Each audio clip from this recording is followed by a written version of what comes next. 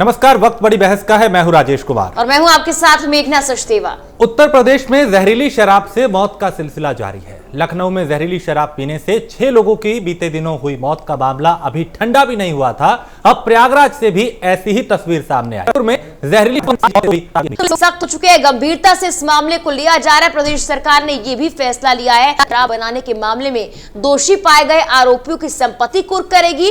अपर मुख्य सचिव आबकारी संजय आर भुसरेड्डी ने बताया कि सर्दियों में कई लोग घरों में अनियमित ढंग से कच्ची शराब बनाते हैं। ऐसे कारनामों को रोकने के लिए योगी सरकार ने आबकारी विभाग की टीम गठित की है। हर जिले में 15 दिनों का विशेष अभियान चलाया जाएगा ताकि प्रदेश में किसी भी रूप से अवैध और कच्ची शराब का निर्माण और उसकी बिक्री बंद हो। शराब से हुई मौतों को लेकर प्रियंका गांधी ने भी योगी सरकार पर निशाना साधा है। प्रियंका गांधी ने कहा कि कई जगहों पर जहरीली शराब से मौतें हुई हैं, लेकिन आखिर क्या कारण है? कुछ दिखावटी कदमों की वजह से कि सरकार इन तरह के जहरीली शराब के बनाने के जो कारनामे सामने आ रहे हैं उस पर कार्रवाई करने में नाकाम रही है। और आज इसी को लेकर हम चर्चा करने वाले हैं। लेकिन आखिर जहरीली शराब बनाने के इन मामलों पर रोक क्यों नहीं लग पा रही है और कैसे इन पर रोक दिखा रहे हैं, क्या उसका असर देखने के लिए मिलेगा? ये बिल्कुल, और बड़ा सवाल यही कि आखिर इस लोगों की मार कौन है? क्यों इस तरह के मामले, कई मामले आए मथुरा और कई जगह से रुक के आए दिन इस तरह के मामले आते रहते हैं जहां जहरीली शराब लोगों की जान की दुश्मन बन जाती है। बावजूद इसके यहां पे सख्त कदम उठते हुए दिखाई नहीं दे रहे। हालांकि अब जब 7 लोगों की जान गई तो मुख्यमंत्री ने साफ कहा कि गैंगस्टर एक्ट लगाया जाएगा, बख्शा नहीं जाएगा। चाहे प्रशासनिक लापरवाही हो या फिर किसी भी तरह की कोई भी लापरवाही हो, उनके खिलाफ सख्त कार्रवाई की जाएगी। लेकिन बड़ी बात यह कि इस तरह के दावे हर दफा किए जाते हैं, आश्वासन दिए जाते हैं, कार्रवाई करने की बात की जाती है, बावजूद इसके जहरीली शराब के जो मामले हैं वो क्यों नहीं रुक रहे? आखिर कैसे ये लोग इतने बेखौफ हैं कि इन्हें ना पुलिस का डर है, ना प्रशासन का, ना कानून का, ना समाज का, ना सिस्टम का, और आए दिन इस तरीके से लोगों की जिंदगी को लील रहे हैं। लगातार इस तरह के मामले जब सामने आते हैं तो जितनी भी सरकारें हैं सबने यही वादा किया कि इस पर रोक लगाई जाएगी, लेकिन हालात जैसे फिलहाल कानपुर से भी ऐसा मामला नहीं था।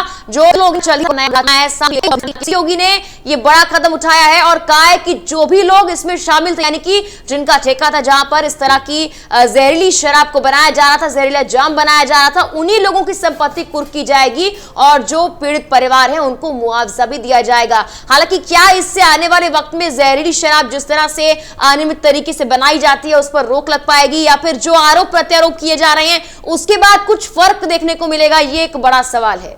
बिल्कुल, लखनऊ में भी ये जो मौत का जाम है वो भारी पड़ा कई लोगों पे। कई लोगों की जान गई और कई अभी अस्पताल में भर्ती हैं जो जिंदगी और मौत से जूझ रहे हैं। तो आबकारी निरीक्षक आलोक पांडे को निलंबित कर दिया गया और लखनऊ का मामला है। लखनऊ में 12 नवंबर को जहरीली शराब पीने से 6 लोगों की मौत हुई थी और शराब पीने से कई लोगों की हालत बिगड़ गई थी। इसके बाद पुलिस कमिश्नर को भी हटा दिया गया था। सरकारी देसी शराब के ठेके से ये जहरीली शराब मिली है तो पुलिस ने शराब की दुकानों को सील कर दिया है। लेकिन बड़ी बात यह कि जब भी कोई इस तरह की हरकत होती है तब प्रशासन हरकत में आता है, लेकिन उससे पहले अपना काम जिम्मे से क्यों किया था? क्या यहाँ पे कोई मिलीभगत हो रही है? क्या यहाँ पे इसी तरह शराब लोगों को परोसी जा रही है? कहाँ है जिसका खामियाजा उन लोग? तो जहरीली शराब का शिकार ये कोई पहली बार ऐसा नहीं है कि पहला मामला हुआ हो।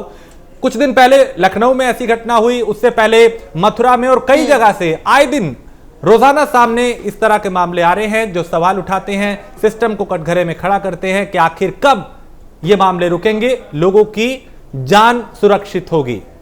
और जब मौत के जाम का ये मामला सामने आता है तब जागरूकता बहुत ज्यादा जरूरी हो जाती है, क्योंकि जाहिर तौर पर सर्दियों के मौसम में कहा जाता है कि बहुत सारे लोग हैं जो घर पे ही शराब बनाते हैं या फिर शराब का सेवन करते हैं और कहीं ना कहीं वो शराब उनके लिए मौत की वजह बन जाती है, मौत का कारण बन जाती है। लेकिन ऐसे मामलों में जागरूकता बहुत जरूरी है। जो शराब का सेवन करते हैं उनको समझाना बहुत जरूरी है। लगातार अपील की जाती है लेकिन अपीलों का असर नजर नहीं आ रहा है। ऐसे में उतना ही जहरीली शराब बनाई जाती। देसी शराब का जो ठेका था वहां पर से ये जहरीली शराब ली गई थी, यानी कि वहां पर कहीं ना कहीं अधिकारियों की लापरवाही भी साफ तौर पर सामने आती है। तो बड़ी बात यह कि आखिर इस तरह के जो मामले आ रहे हैं वो रुकेंगे कब? हमारे साथ कुछ मेहमान जुड़े हैं, कुछ आने वाले वक्त में जुड़ेंगे। हमारे साथ विजय खेरा है, भारतीय जनता पार्टी के प्रवक्ता, मनोज यादव है, समाजवादी पार्टी के प्रवक्ता, इसके अलावा विजय उपाध्याय हमारे साथ जुड़ेंगे कुछ देर में और जावेद अहमद भी हमारे साथ अभी होंगे इसी चर्चा में। लेकिन मनोज जी, सबसे पहले मैं आपकी प्रतिक्रिया इस पे लेना चाहता हूं। जिस तरीके से मामले सामने आ रहे हैं आए दिन प्रदेश के किसी ना किसी हिस्से से, कौन जिम्मेदार है इसके लिए? देखिए राजेश जी, जिस तरीके से उत्तर प्रदेश में शराब के मामलों की बात हो जाए, हत्या की बात हो जाए, बलात्कार की बात हो जाए, लूट की बात हो, भ्रष्टाचार की, इन सब की जिम्मेदारी जो है मौजूदा सरकार की। ये प्रस्तुत करने लगेंगे कि पूर्व की सरकार से हमारे आंकड़े हैं, ऐसी कोई, लेकिन ये किसी का समाधान नहीं है। समाधान सरकार हर बार, हर एक हफ्ते में या हर एक महीने में एक, वो सरकार अब तक जो उत्तर प्रदेश की लॉ एंड ऑर्डर की व्यवस्था जो पूरी तरीके से चरमरा गई है, अगर उसको मैं बार बार कहूँ, गला फाड़ फाड़ के कहूँ कि जंगल राज कायम हो चुका है उत्तर प्रदेश में, उस जंगल राज को खत्म करने के लिए सरकार ना तो कोई कानून बना रही है, ना ही किसी तरीके का कोई ऐसा एसेट सामने लेके आ रही है जनता के बीच में, जिससे कि ये मैसेज जा सके कि उत्तर प्रदेश का लॉ एंड ऑर्डर बेहतर हो रहा है। सरकार सिर्फ राजनीति करना चाह रही है, और राजनीति उन मुद्दों पे करना चाह रही है जो लोगों की भावनाओं से जुड़े हैं, या जो डिवाइड करने के लिए बड़े सटीक है उत्तर प्रदेश की राजनीति में या देश की राजनीति में।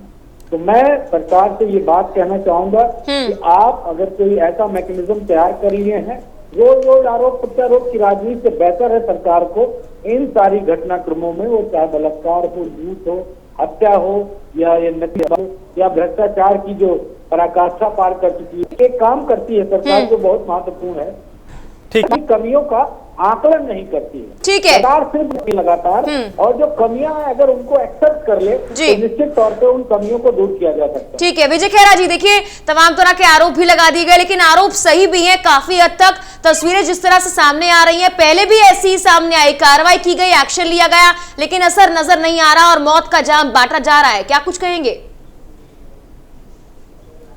मौत कोई भी हो, चाहे कत्ल हो, चाहे शराब से हो, जहरीली शराब पीने से हो, जी, दुखद भी है और उसको रोका जाना चाहिए जी। उसके रोकने के प्रयास में हम लोग काफी सफल हुए हैं।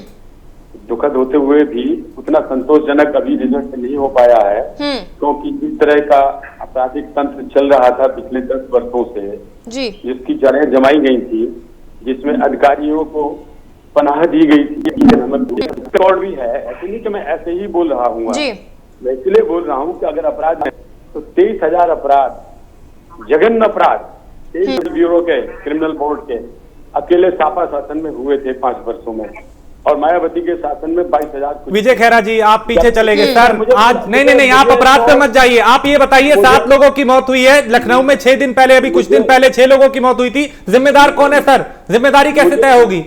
मुझे वो एक सेंटेंस जिसकी बात अभी सपा ने की, इसलिए मुझे बोलना था, उतना ही बोलना है। इसके आगे शराब की बात नहीं करूंगा आपसे, और हमारे शासन में उससे बहुत कम है, कम से कम 25-30% कम ही रहेंगे। तो जो बिगाड़ के गए थे उसको सुधारने का सवाल है।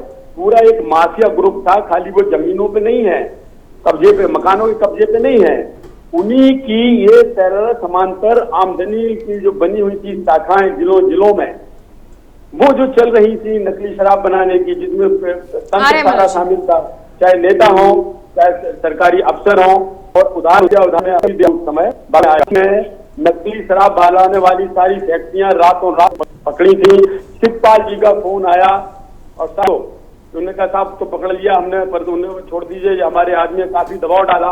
एसपी साहब रात भर सोए नहीं, लेकिन सवेरे उन्होंने उठा के उनको बंद करके केस में कर दिया, उनका ट्रांसफर भी किया, 45 दिन बाद उनको सस्पेंड भी किया, ले जाके आज वो डीआईजी बने हुए हैं। विजय खेरा जी, यहाँ पर तस्वीर, आप पुरानी तस्वीरों की याद मत दिलाइए, यहाँ पर कंपैरिजन नहीं चल रहा है, यहाँ पर ये चल रहा है कि अब जो मौतें हुई हैं उसका जिम्मेदार कौन है। बिल्कुल याद दिलाएंगे हम अपनी जिम्मेदारी समझते हैं और बिल्कुल याद दिलाएंगे कि क्या हो रहा था, उसको रोकना है। आज अतीक अहमद को जब रोका, अंसारी को रोका, तो अखिलेश यादव जी का बयान सुनिए जरा, क्या कह रहे हैं कि नक्शा भेज दो गोरखपुर मंदिर का, अपना मुख्यमंत्री जी अपने घर का नक्शा भेज दें। ये उससे तुलना कर रहे हैं, ये शर्म की बात नहीं है क्या? इससे पता नहीं लगता कि ये लोग कर क्या रहे थे 5 साल। अब कह रहे पिछली बात पर मत जाइए। अब रहा अभी की बात, तो अभी जो हुआ है हापुड़ में दिए गए हैं सैंपल भर के, उसके सैंपल आया कौन जैसी कोई बात ही नहीं। कोई भी होता है किसी पार्टी का नहीं होता रहा, अफसरों की पोस्टिंग करके सब धंधा पानी जो चलता रहा उसको रोका जा रहा है। एक षड्यंत्र था, बिल्कुल एक प्रायोजित, उसको चेन को तोड़ना। हमने देखिए ना, नकली रिवॉल्वर बनाने वाली, हथियार बनाने वाली फैक्ट्री पहुंची शाहजहांपुर में, 2 फैक्ट्री हमने शराब पकड़ने वाली पकड़ी, जो पहले इन लोगों ने तो कभी नहीं पकड़ी। इनके जमाने तो मोहनलालगंज में 40 मतलब शराब से खुलेआम हो गई, कोई एक्शन नहीं हुआ। ठीक है मनोज जी जवाब देना चाहते हैं कि कितना एक्शन हुआ नहीं हुआ। मनोज जी क्या हुआ? जी बोल रहे हैं कि पुरानी सरकारों में भी हाल यही था, बल्कि अब तो काफी सुधरा है। इससे बुरा था, अभी तो काफी सुधरा है। जो डिबेट है, डिबेट के लेवल को मेंटेन रखना चाहूंगा, और मैं जो हमारे खेड़ा साहब ने आरोप लगाया, मैं उस आरोप को ग्रहण करता हूँ और एक्सेप्ट करता हूँ इस बात को कि पूर्व की सरकार के द्वारा जो खराब व्यवस्था के कारण इनको आंकड़े प्रस्तुत कर रहा हूँ। उत्तर प्रदेश में एम्बुलेंस की शानदार व्यवस्था थी, इस डिबेट में उनसे पूछ लीजिएगा। एक कॉल करने पे 102 और 108 घर के सामने खड़ी होती थी। वो व्यवस्था क्यों खत्म कर दी गई? और फ्यूचर में बीजेपी का विधायक भी फोन करता है तो एम्बुलेंस नहीं आती। 100 की शानदार व्यवस्था थी, उसको आपने चरमरा के खत्म कर दिया। उत्तर प्रदेश की लखनऊ की विशेषकर हर जगह शानदार सड़कें मिलती थी पूरे उत्तर प्रदेश को, और पूरे लखनऊ को गड्ढा युक्त कर दिया। वो आपने क्यों कर दिया? अस्पतालों में शानदार इलाज की व्यवस्था थी, उसको आपने भ्रष्टाचार की भेंट चढ़ा दी। आपने वो क्यों कर दिया? 23 माह में हमने एक्सप्रेस वे बना दिया था, और आप 4 साल आपके पूरे हो रहे हैं। आधे से ज्यादा काम हमारी सरकार ने कर दिया था, वो अभी तक आप नहीं कर पाए, और उसमें भी तमाम तरीके के भ्रष्टाचार है। अब बताइए इसका क्या जवाब देंगे? मैं मान लेता हूँ लॉ एंड ऑर्डर पे कोई व्यवस्था रही होगी खराब, जो सपा की सरकार ने बहुत बेहतर नहीं किया होगा। क्या क्या हमने खराब किया? हमारा अच्छा किया काम भी आपने उत्तर प्रदेश की जनता के हित में, महिलाओं और पुरुषों की, उसको तो आपने बिल्कुल बता रहे हैं कि अरे खुद करना आता नहीं। आपके को आपने हटाया था, या किनको बीजेपी के नेता के उनके बेटे हैं या उनके घर के हैं, ये सबको सब कुछ मालूम है। लेकिन आपकी इच्छा शक्ति सिर्फ भ्रष्टाचार करने की है। उत्तर प्रदेश के जानमाल की रक्षा करना आपका ना तो नैतिक दायित्व है, और ना ही आप इस बात को जनता के बीच में बताना चाहते हैं। लब जिहाद से कानून बनाने के एक्सपर्ट लोग, क्योंकि हिंदू मुसलमान के बगैर आपकी गाड़ी, राजनीतिक गाड़ी का पेट्रोल खत्म हो जाएगा। ठीक है मनोज जी, आगे आपका जवाब भी लेंगे और बहुत सारे सवाल है उनके जवाब भी लेंगे। फिलहाल आगे बढ़ते हुए मैं चाहती हूं कि मैं जावेद जी की प्रतिक्रिया लूं। जावेद जी देखिए, प्रियंका गांधी ने साफ तौर पर सवाल खड़ा किया है और ये भी कहा है कि उत्तर प्रदेश की सरकार आखिर इन पर कार्रवाई क्यों नहीं कर पा रही है। लेकिन कार्रवाई तो सर हो रही है, संपत्ति कुर्क करने की बात कह दी गई है, पुलिस कमिश्नर को हटा दिया गया, कार्रवाई तो की जा रही है। इनकी संपर्क करने की बात में कम है, इसको हटा दिया गया। जो जिम्मेदार था पिछले साल भी भारतीय जनता पार्टी की सरकार, झूठ छल छद्म के अलावा इसके एजेंडे में आम जनता उत्तर प्रदेश की है ही नहीं। सिर्फ उस एजेंडे पे चल रहे हैं कि जिससे आम जनता का कोई कल्याण नहीं हो सकता है। ये जन कल्याणकारी सरकार। खेरा जी कह रहे थे ये झांसी के आगे बढ़ ही नहीं पाते। ये ललितपुर में क्या हो रहा है, झांसी में क्या हो रहा है, बांदा में क्या हो रहा है, मुजफ्फरनगर में कहा जहरीली शराब बन रही है, किस तरीके से कैराना शामली में बन रही है।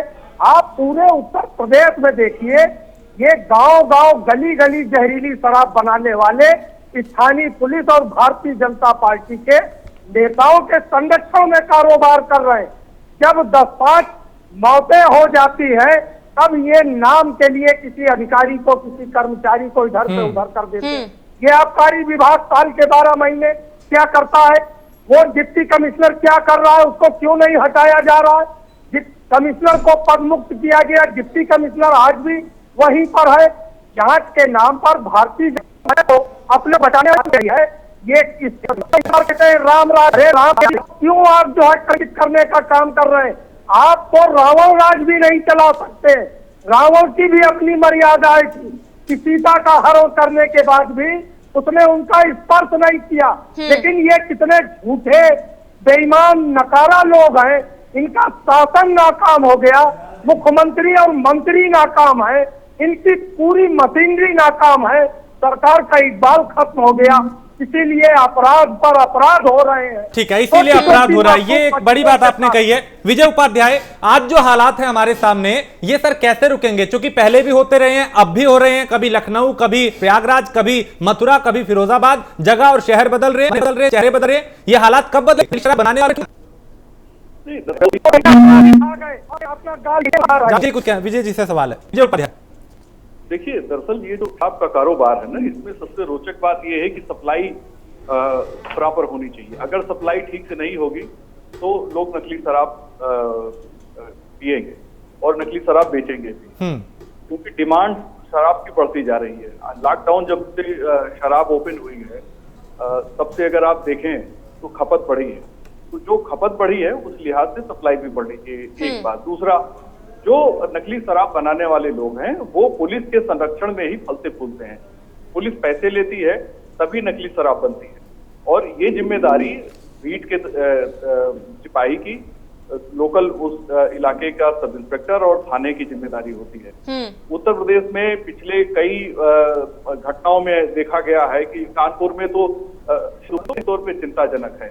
एक तो शराब पीना हानिकारक है, शराब का व्यवसाय ठीक नहीं है, लेकिन अब दिक्कत ये है कि उत्तर प्रदेश जैसे बड़े राज्य में जहां 30,000 करोड़ का रेवेन्यू शराब से लाने की बात बजट में की जाती है, तो निश्चित तौर पे शराब को लेके जो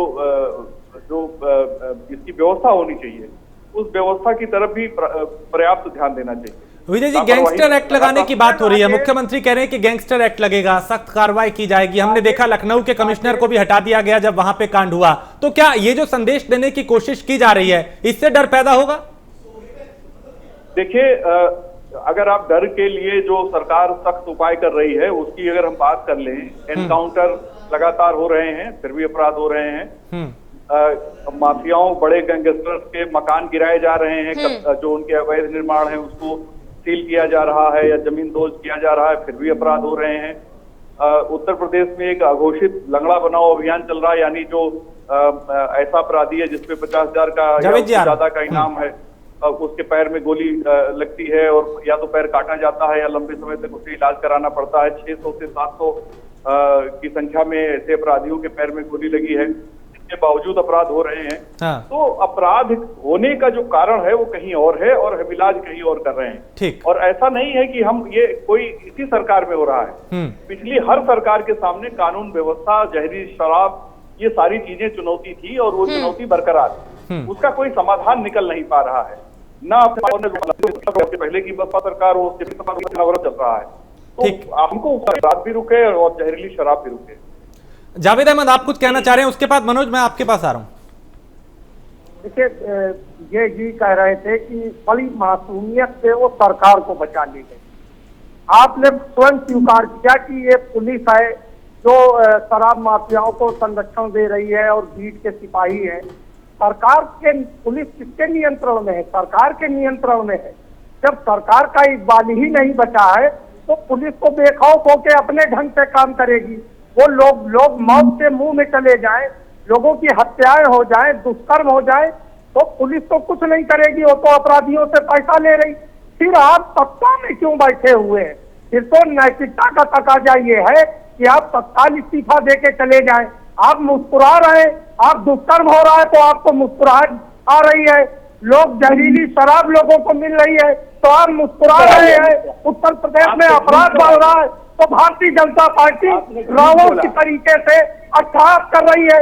आप माफियाओं के मकान गिरा रहे हैं, प्रसन्नता की बात है, आप और कार्रवाई करिए, लेकिन ये तो बता दीजिए जो दाऊद गैंग का शूटर 5 लाख का इनामिया बनारस की जेल में है, उसकी अवैध संपत्ति कब गिरेगी?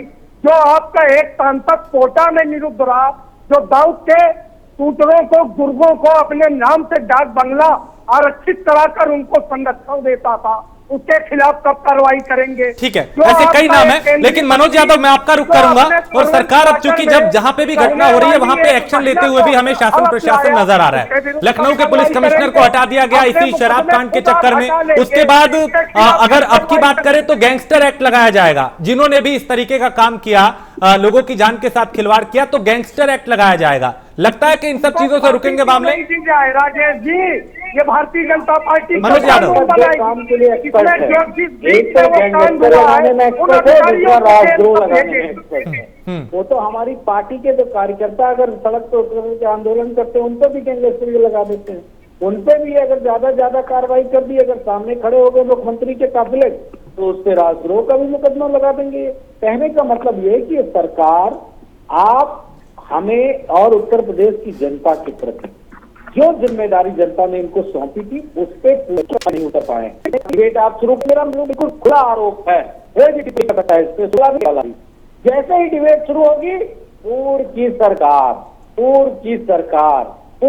सरकार की व्यवस्था, पूर्व सरकार की नीतियां, आप अपना ना तो कुछ एजेंडा ला पाए हैं, ना उसका इम्प्लीमेंट कर पाए हैं, और ना ही इस तरह की कोई बात करने की कोशिश कर रहे हैं जिससे कि जनता के बीच में, अधिकारियों के बीच में मैसेज चला जाए।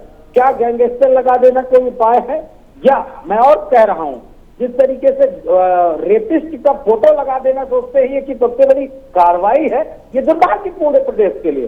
सरकार का इकबाल जो कांग्रेस के साथी कह रहे हो उसमें कोई शक नहीं रह गया, लेकिन इकबाल वहां होता है जहां संविधान होता है, जहां लोकतांत्रिक ढांचा होता है, जहां जंगल राज होगा, महाजंगल राज होगा, उसमें आप इस तरह की चीजें, मेरे ख्याल से कहना भी दुर्भाग्यपूर्ण है। महाजंगल राज में इस तरह की चीजें जिनको, ठीक है, लेकिन मनोज जी कार्रवाई की जा रही है, अगर आप उस पर भी सवाल खड़े बनाई जा रही है, पोस्टर्स लगाए जा रहे हैं, उस पर भी अगर आप सवाल खड़ा करें बताइए खुद ही। तो मैं बता रहा हूँ, मैं एक काम करता हूँ, आपसे अनुरोध करूंगा कि विजय उपाध्याय जी को उनसे अच्छी कार्रवाई करके दिखा देंगे घटना के बाद। ये कौन सी बड़ी बात है? मैं कह रहा हूँ मेघना जी को बना दिया जाए मुख्यमंत्री, मेघना जी भी एक हफ्ते में शानदार कार्रवाई, कोई भी घटना होगी कर देंगी। ये किसी चीज का हल नहीं है। हल ये है कि आप कोई घटनाक्रम को रोकने के लिए, बिल्कुल आप चाह रहे पहले ही एक्शन हो, बाद में कार्रवाई क्यों की जाती है? विजय खैरा जी, देखिए एक और ऐसा मामला आपको बता दूं सामने आया था हाल फिलहाल में कि पुलिस की टीम गई है, जहरीली शराब बनाई जा रही है, वहां पर उस टीम पर हमला किया गया और फिर पूरी फोर्स बुलानी पड़ी। आखिर कानून व्यवस्था इतनी चरमराई हुई क्यों है कि 4-5 पुलिसकर्मियों को यूं ही कोई कुछ भी समझकर पीट देता है? जहरीली शराब के लिए कार्रवाई करने गए हैं और वहां पर उनकी पिटाई की जा रही है। कानून व्यवस्था कहां पर है? एक्शन तो बाद में फिर लेना ही पड़ेगा।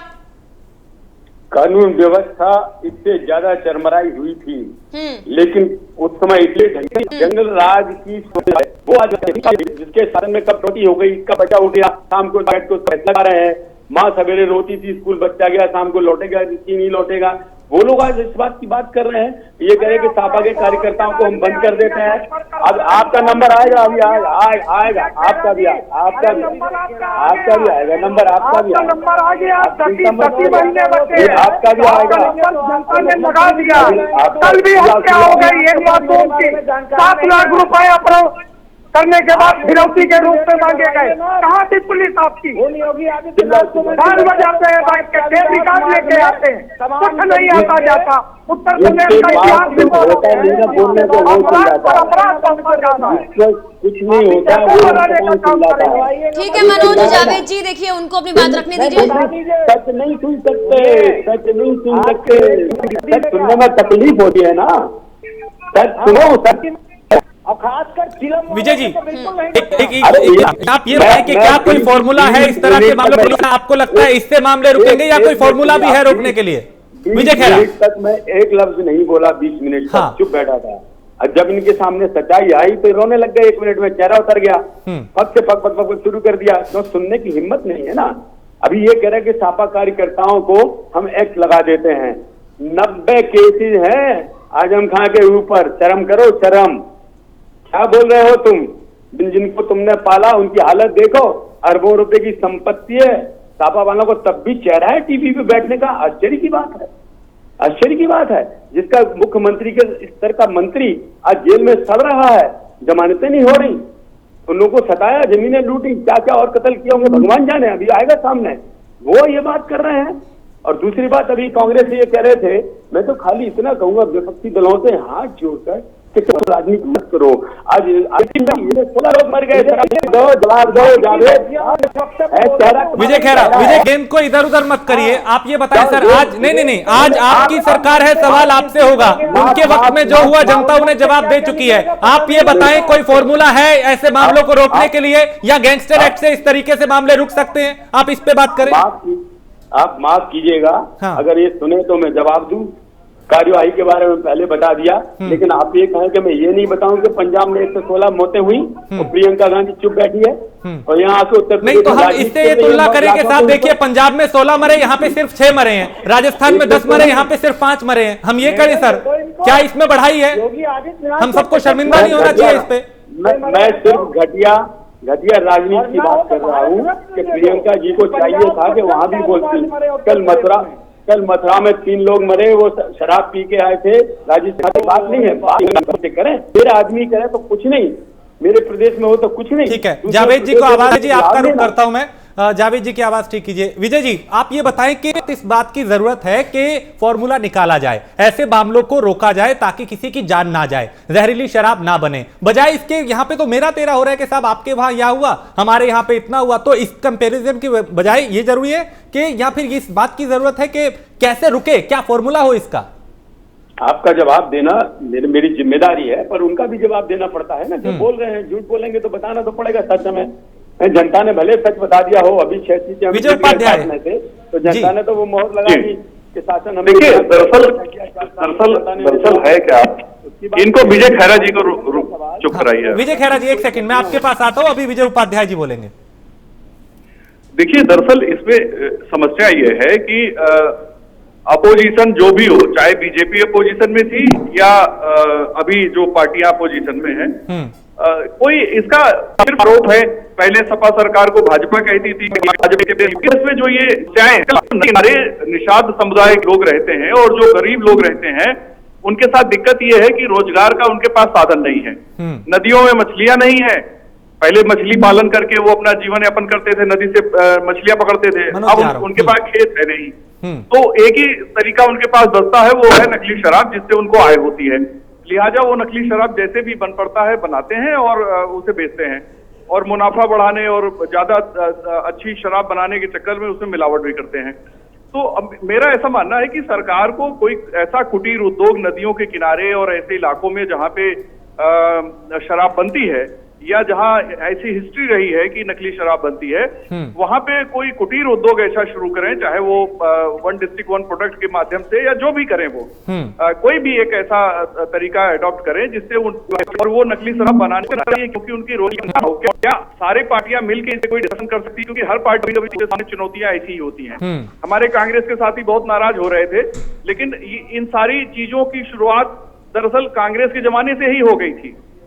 कोई समाधान नहीं किया गया, तो जब आप समाधान नहीं करेंगे तो वो रोग बना रहेगा। पिछले 30 सालों में जितनी भी सरकारें आई, उनके सामने ये सारी चुनौतियां खड़ी रही।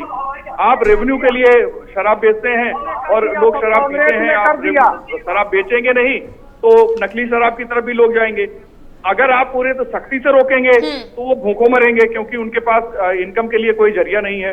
तो इसका जो विकल्प है उस पर बात होनी चाहिए कि सारे दल मिलके सत्तारूढ़ दल के साथ बैठ के बात करें और एक समाधान निकालें, लेकिन समाधान की तरफ नहीं है। हाँ, ये सरकार चली जाए, हमारी सरकार बन जाए, उनकी सरकार बन जाएगी तो जो विपक्ष में होंगे वो सारे आरोप उन पे लगाएंगे। बिल्कुल, ये तो है।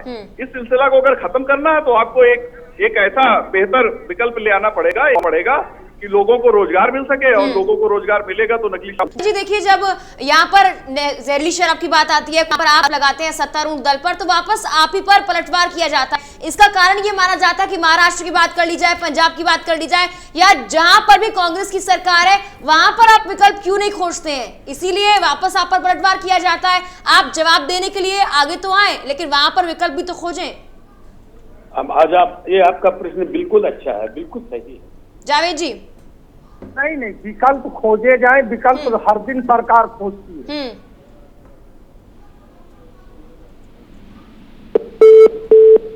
जावेद जी की आवाज हम तक नहीं पहुंच पा रही है। विजय खैरा जी, देखिए, आप से जब भी सवाल किया जाता है दूसरी पार्टी पर आप वो सवाल डाल देते हैं या फिर ये कहते हैं कि मेरा सवाल बहुत सही है, लेकिन वही सवाल आपसे भी बार बार किया जा रहा है कि आखिर आप दूसरों से कंपैरिजन क्यों करते हैं। जो आज की तस्वीर है उस पर विचार विमर्श और चर्चा करनी चाहिए, और इसीलिए हमारी चर्चा आज की है कि जो इतनी वही जहरीली शराब का जो आपको छोटे छोटे बातें इकट्ठी रहती हैं, वो अंदर ये जाके शराब बनाते हैं, उनकी भट्टियों को तोड़ने में जाने के लिए औरतें रास्ते में आती हैं। इन सबको प्रश्रय दिया गया है, पिछले 10-15 साल में बढ़ावा दिया गया है, तो वहां पर चारों तरफ इस तरह से किला टाइप का बन गया है, पता नहीं लग पाता है कब शराब चली जाती है। फिर भी उसकी जो जितनी भी चेन थी उसको तोड़ने में आज योगी सरकार काफी सफल हुई है, बार बार पकड़ रहे हैं। हम बताएं आपको, पीछे हमने नकली रिवॉल्वर बनाने वाली फैक्ट्री पकड़ी, नकली शराब बनाने वाले कई गांव पकड़े हैं पूरे के पूरे, लेकिन ये पूरे के पूरे प्रदेश में एक जाल इसका बिछा हुआ है और सदियों से मतलब दसियों सालों से चल रहा है, सरकार के कंट्रोल में, सरकार की मतलब बढ़ावा में चलता रहा, इसलिए उसको रोका है, काफी रोक में हम सफल हो गए। दूसरी बात इसलिए आती है दूसरे प्रदेश की, क्योंकि जब ये झूठ बोलते हैं कि अपने वो कम करने में वक्त लगता है, लेकिन ये रेशो नजर क्यों नहीं आता? आंखों में नजर मामले सामने आ रहे हैं, शराब से मर रहे हैं लोग। मैंने आपसे कहा है, मैं आपसे अभी पीछे शायद अपने आगे बात नहीं बढ़ पाई। जब फिर आप कहेंगे आंकड़ों की बात, नेशनल क्राइम का जब आप निकालेंगे तो उत्तर प्रदेश बहुत नीचे है। हम तब भी दुखी हैं और तभी भी हम संतुष्ट नहीं है जो हो रहा है और होगा अभी, फिर भी उत्तर प्रदेश बहुत नीचे है। अगर हमने 67% अपराधों को सजा दिला दी है तो बंगाल में कुल 36% को दिलाई, पंजाब ने 22% को दिलाई। तो क्राइम ब्यूरो के रिकॉर्ड है सामने। हमारे पास 23 करोड़ आबादी है, उस हिसाब से हम तो बहुत नीचे हैं दूसरे प्रदेशों से। महाराष्ट्र से बहुत नीचे हैं हम, पंजाब से बहुत नीचे हैं सॉल्व करने में भी और क्राइम में भी। इस बात को समझना चाहिए कि कहाँ 5 करोड़ 4 करोड़ की आबादी, कहाँ 23 करोड़ की आबादी, उसको समझने का आप प्रयास करेंगे तो देखेंगे योगी जी बहुत सफल हो गए हैं और वो जनता समझ रही है, इसीलिए बार बार हमें वोट देती है। अगर इन्होंने थोड़ा बहुत कुछ बिगाड़ा होता था तो एकदम से उठा के मेरे मेजोरिटी से सीधे 47 पे आगे गए। पहले ज्यादा बुरे हालात थे, वो पहले बहुत बेहतर बात कह रहा है तो इनको बधाई। और दूसरी एक महत्वपूर्ण और बात कह दी इन्होंने कि आप भी सवाल मत पूछिए, आप भी ऐसी घटनाओं पे डिबेट मत कराइए, क्योंकि उत्तर प्रदेश को इन्होंने राम राज्य से पूरी तरीके से स्थापित करके उत्तर प्रदेश को खुशहाली की राह पे ले आए। जो सरकार, मैं यही तो मेरा आरोप है, मैं किसी घटना के बारे में सरकार की आलोचना करना उचित नहीं समझता। जो सरकार ही खुद अपने आप ये कहने पे आतुर हो जाए कि साहब everything is all is well, तो फिर आप क्या कर पाओगे, हम क्या कर पाएंगे, विजय उपाध्याय जी क्या कर पाएंगे, हमारे कांग्रेस के साथी जावेद जी क्या कर पाएंगे? कोई कुछ नहीं कर पाएगा। क्योंकि अभी जैसा कि विजय उपाध्याय जी ने कहा कि हर सरकार में अपराध होते हैं, तो मैं आपको बताता हूँ, विजय जी इस बात का रिप्लाई करें, जब राष्ट्रीय अध्यक्ष श्री अखिलेश यादव मुख्यमंत्री उत्तर प्रदेश के थे और लॉ एंड ऑर्डर पर जब भी सवाल उनसे पूछा गया तो क्या उन्होंने ये कहा कि उत्तर प्रदेश का लॉ एंड ऑर्डर बहुत बेहतर है और उत्तर प्रदेश में लॉ एंड ऑर्डर सही करने की जरूरत नहीं है? अगर विजय जी इस बात को कह दें तो मैं पूरी जिम्मेदारी से इस बात की जिम्मेदारी को एक्सेप्ट कर लूंगा कि समाजवादी लोगों ने झूठ बोला। हमेशा एक सवाल का जवाब दिया कि Uttar Pradesh law and order के लिए एक विषय है, वहां गुंजाइश है काम करने के लिए और इस पे हम काम करेंगे, बेहतर व्यवस्था बनाने की कोशिश करेंगे। उसी के अगेंस्ट में हमने बहुत सारी लॉ एंड ऑर्डर सही करने के लिए व्यवस्था बनाई, यूपी 100 हो, 1090 हो, पुलिस का जो आधुनिकीकरण हो, उनको गाड़ियां देना हो, जिस तरीके से हर चौराहे पे गाड़ी खड़ी करना हो कि हर जगह घटना पे पहुंच सके पुलिस, और पुलिस में भी जिस तरीके से दिक्कतें थी उन दिक्कतों को खत्म करने की, चाहे प्रमोशन से रिलेटेड हो, चाहे उनके काम करने की प्रक्रिया से हो, चाहे सब पे काम किया। लेकिन क्या किया उसके बदले में? क्या इस तरीके से आज ये सरकार कह पा रही है या कहेगी कि लॉ एंड ऑर्डर हमारे यहाँ खराब है, अगर खराब है तो उसको सही करने का प्रयास करें? पूरी सरकार पे आरोप, वही वाली कहावत फिर मैं कह दूं, बिहार में कोसी नदी को बिहार बर्बाद किया और उत्तर प्रदेश को बर्बाद करने के लिए कोसने वाली सरकार, इसके अलावा तो कुछ नहीं है। और मैं फिर कहूंगा बड़ी जिम्मेदारी से, अभी भी समय है, अच्छा करिए और मंद बुद्धि लोगों की तरह आरोप प्रत्यारोप की राजनीति से बचिए, अपना जो इंफ्रास्ट्रक्चर है उसकी बातें करिए और जनता के बीच अपना विश्वास पैदा करिए। ठीक है, बहुत दिन तक भ्रम जाल नहीं चलता है। विजय उपाध्याय जी, देखिए यहाँ पर चर्चा चल रही थी कि जहरीली शराब बनाई जा रही है, उससे कितने लोगों की मौतें हो गई, लेकिन आखिर में अभी चर्चा ऐसे लग रही है कि पूर्ण की सरकार और अब की सरकार ने क्या कुछ काम किए हैं नहीं किए हैं उस पर चली गई है। तो उसी को लेकर एक बात मैं आपसे पूछना चाहूंगी कि ये जो गैंगस्टर एक्ट लगाने की बात कही गई है, मनोज जी आऊंगी वापस आपके पास आऊंगी, ठीक है, वो भी जोड़ लीजिए। क्या इतनी देर में हमारे विजय खेड़ा जी ने उत्तर प्रदेश पुलिस को, संबंधित जिला जो सुपरिटेंडेंट ऑफ पुलिस था उसको, जो सीओ था, जो एसएचओ था, किसी को घेरने की बात कही, किसी को कहा कि हाँ उनको उनके ऊपर त्वरित कार्रवाई की जाएगी जिस थाना अध्यक्ष के अंतर्गत जिस तरह की घटना घटित हो रही? हाँ, पूर्व की सरकार ने खराब कर दिया है। तो ठीक है, इसी बात का जवाब ले रही हूँ मैं, इसी बात का जवाब ले रही हूँ। हालांकि विजय उपाध्याय जी देखिए यहाँ पर तो आरोप प्रत्यारोप का सिलसिला जारी, लेकिन जिस तरह से कार्रवाई की गई है, शायद पहले की सरकारों में गैंगस्टर एक्ट लगाने की कार्रवाई नहीं की गई, या फिर जो पीड़ित परिवार वाले हैं उनको जो मुआवजा दिया जा रहा है वो भी जो आरोपी हैं उनकी संपत्ति कुर्क करके दिया जा रहा है, ये कार्रवाई तो पहले नहीं की गई, उसके बाद भी यहाँ पर आरोप प्रत्यारोप लगाए जा रहे हैं, तो आखिर रुकेंगे कैसे ये मामले?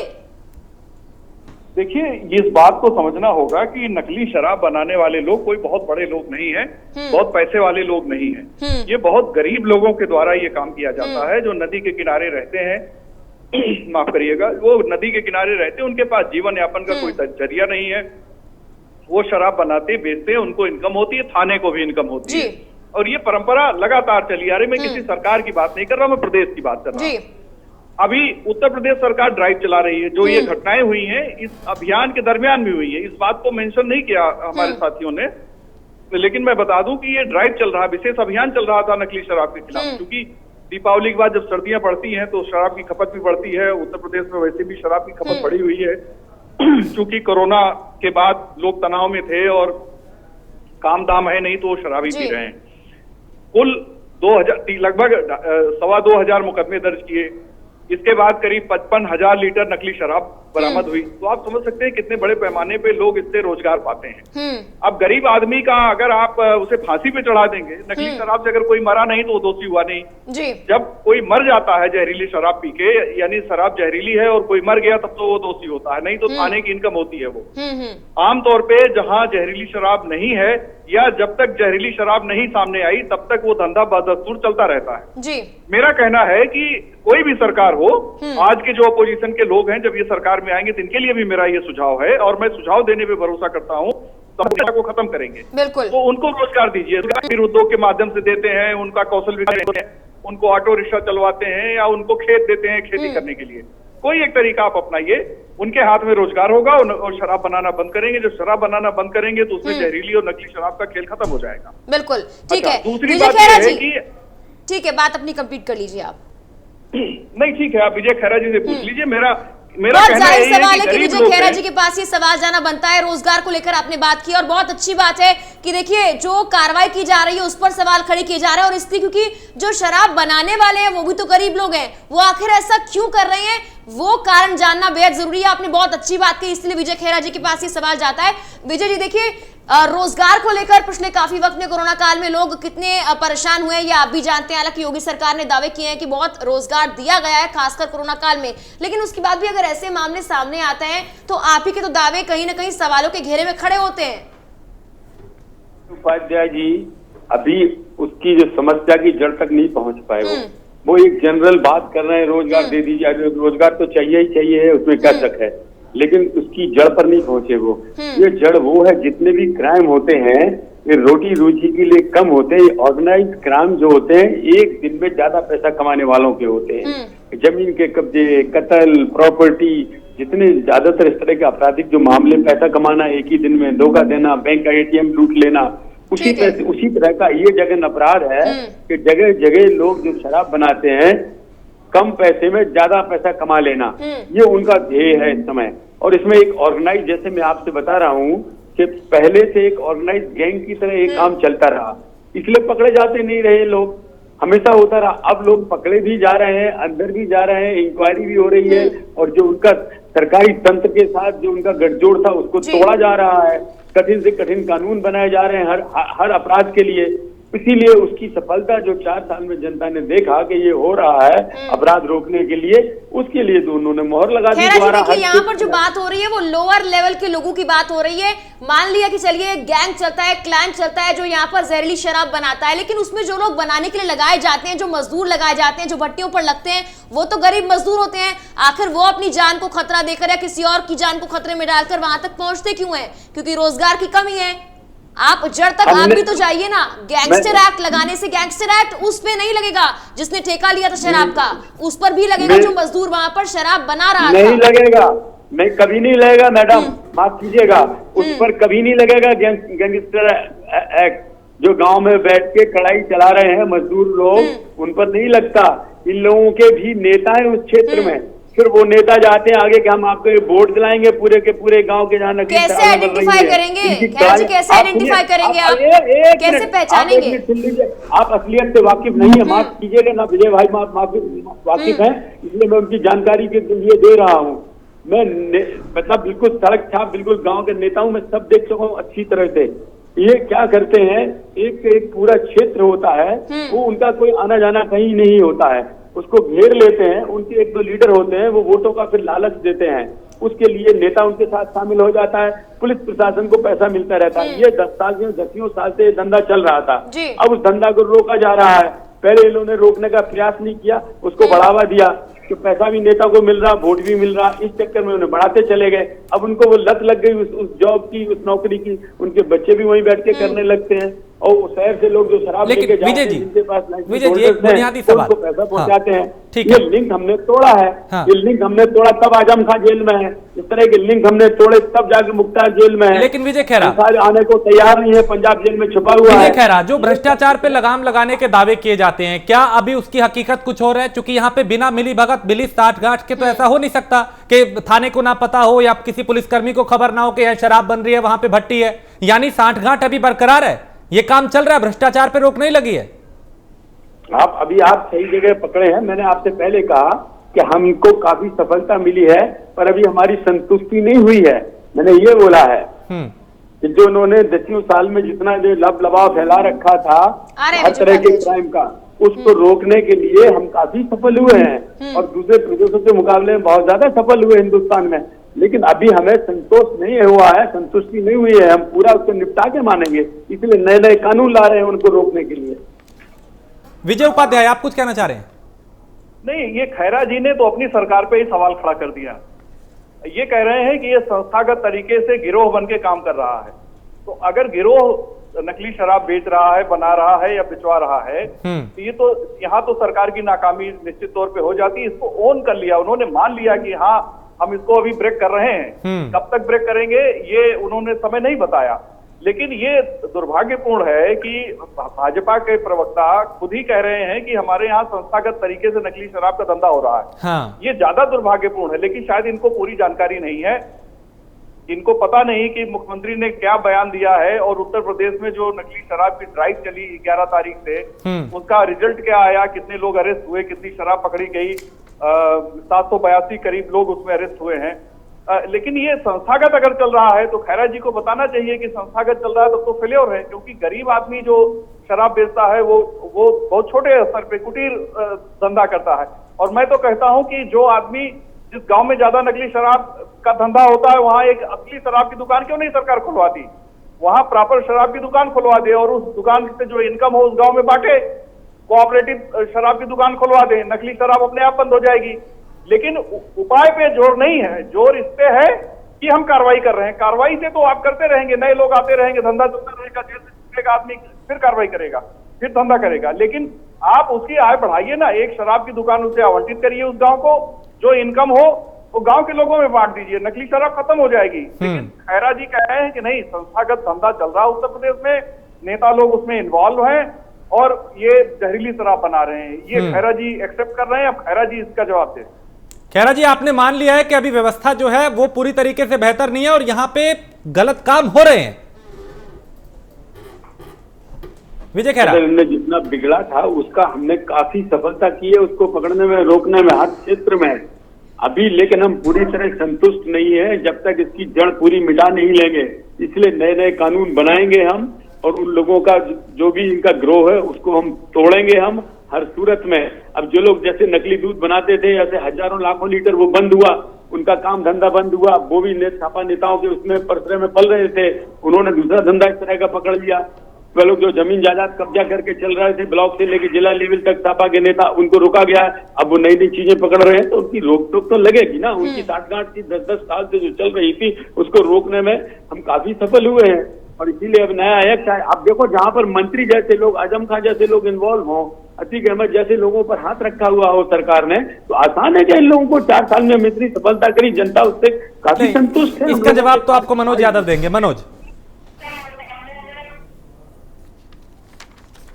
मनोज यादव, आप सुन पा रहे हैं? हत्या, डकैती, बलात्कार है। उपाध्याय जी का सवाल है, क्या आजम खां जी नकली शराब बनाने के आरोप में जेल गए हैं क्या? अगर इस डिबेट में ये तथ्य रखे जा रहे हैं तो मेरे ख्याल से विजय खेड़ा को इस बात पे जवाब देना चाहिए। लेकिन मैं कहूंगा तथ्यहीन, दिशाहीन और मैं उसको कैसे कह लूं कि वित्तहीन, मतलब ये पूरी तरीके से ऐसी सरकार है मुझे, मैं सब जवाब दूंगा, मुझे ना क्या कह रहे हैं आप? कारण है। अब सुन लीजिए विजय खेड़ा जी, हाँ सुनेंगे। बार बार ये मेरा व्यंग्य है, जो नशा करता है वो नशे वालों पे कार्रवाई करने में विश्वास नहीं करता है। फिल्म का सेवन करने वाले तमाम सारी चीजों से हमेशा अपने आप को साथी समझते हैं, इसीलिए आप वो कार्रवाई नहीं कर पाएंगे। एक बात सुझाव अगर विजय उपाध्याय जी के आए हैं किसी भी तरीके से, तो उन सुझावों पे सरकार दे, उससे इम्प्लीमेंट करने की कोशिश करे। अच्छा, अब क्या करोगे जब 6 महीने साल भर की सरकार बची है? 4 साल से क्या ढपली बजा रहे थे क्या? कौन सी ढपली आपकी बज रही थी? डपली तो हमने आपके हाथ में पकड़ा दी, डपली हमने आपके हाथ में पकड़ा दी। आप बजाइए अब आराम से बैठ के, डपली आपके हाथ में पकड़ा दी। संतोष, डपली तो हमने आपके हाथ में पकड़ा दी ना भाई। सरकार संतोष। और होली आई तो बाबा जी ने चश्मा लगा के होली खेल ली, आराम से डपली बजाइए। तो पगड़ी बांध के जाके दिवाली के पटाखे हम होली भी मनाएंगे, हम रामनवमी भी मनाएंगे, हम जन्माष्टमी भी मनाएंगे। आप निश्चिंत रहिए, संतुष्ट है, हम सब मनाएंगे। संतुष्ट है। किसी की जान जाए, योगी जी को उसकी कोई परवाह नहीं। किसी की जान मासूम बच्चियों के सिर हो, ठीक है, को कोई परवाह नहीं। जावेद अहमद, आखिरी टिप्पणी आपकी। लगता है कि जो कदम उठाए जा रहे हैं वो काफी है, यहाँ भी बहुत कुछ करना बाकी है, क्योंकि मामले कभी कहीं से सामने आ रहे हैं, कभी कहीं से रुक नहीं रहे। देखिए, ये सरकार पिछले लगभग 4 साल होने जा रहे हैं। पिछले 4 साल में 3 बार इन्होंने खुद ठेकों का आवंटन किया है, इनके साल में ठेके आवंटित हुए।